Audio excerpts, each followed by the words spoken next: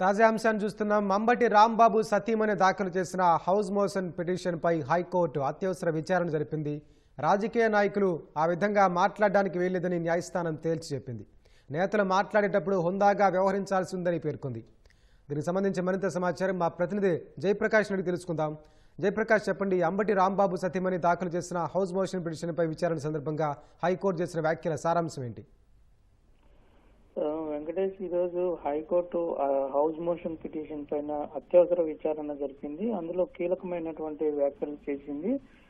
ముఖ్యమంత్రి చంద్రబాబును ఉద్దేశించి వైకాపా నేత అంబటి రాంబాబు తీవ్ర అసభ్య పదజాలంతో దూషించిన నేపథ్యంలో ఈ వ్యాఖ్యలు చేసింది. రాజకీయ నాయకులు ఆ విధంగా మాట్లాడడానికి వీలు లేదని స్పష్టం చేసింది. ప్రజా జీవితంలో ఉండేవాళ్ళు హుందాగా మాట్లాడాలి. అదేవిధంగా రాజకీయ నాయకులు ఎప్పుడు ప్రజల్లో ఉంటుంటారు కాబట్టి వాళ్ళు ఏదైనా ఒక మాట మాట్లాడేటప్పుడు ఖచ్చితంగా ఎవరిని బాధ పెట్టకుండా ఉండే విధంగా వ్యాఖ్యలు చేయాలని, మాట్లాడాలని ఆ అవసరం ఖచ్చితంగా ఉందని హైకోర్టు పేర్కొంది.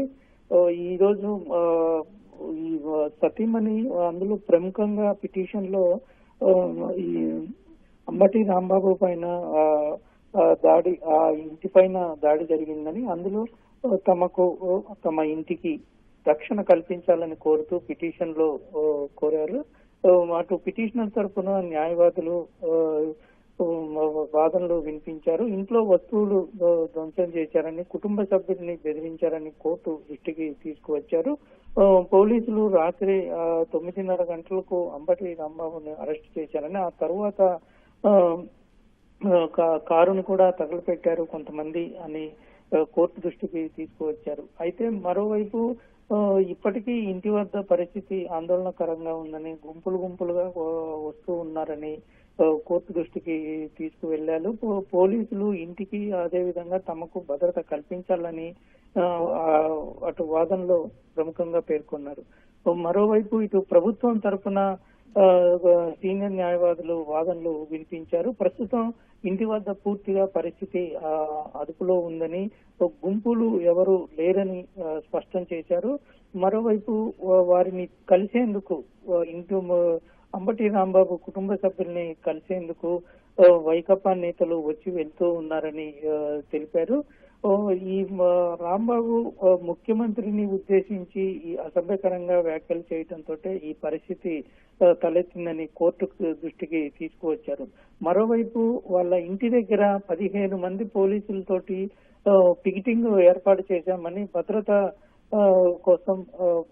చర్యలు చేపట్టామని కోర్టు దృష్టికి తీసుకువెళ్లారు.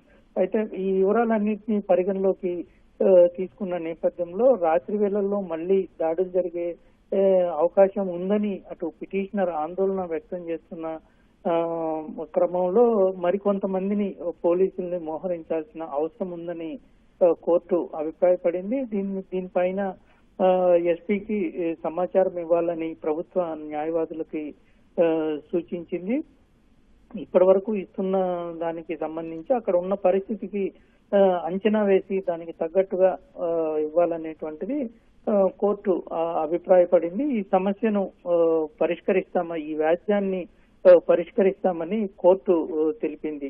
ఇందులో ప్రముఖంగా ప్రజా జీవితంలో ఉండేవాళ్ళు ఖచ్చితంగా శాంతి భద్రతలు కాపాడే విధంగా, అదేవిధంగా సామరస్యాన్ని కాపాడే విధంగా పోలీసులపై బాధ్యత ఉండటంతో పాటు ఈ ప్రజా ప్రతినిధులు కూడా ఖచ్చితంగా ఆచితూచి మాట్లాడాల్సిన అవసరం ఉందని, ఎక్కడ ఎటువంటి ఇబ్బందులు కలగకుండా ఉండేలాగా మాట్లాడాలని హైకోర్టు స్పష్టం చేసింది. వెంకటేష్, ధన్యవాదాలు జయప్రకాష్.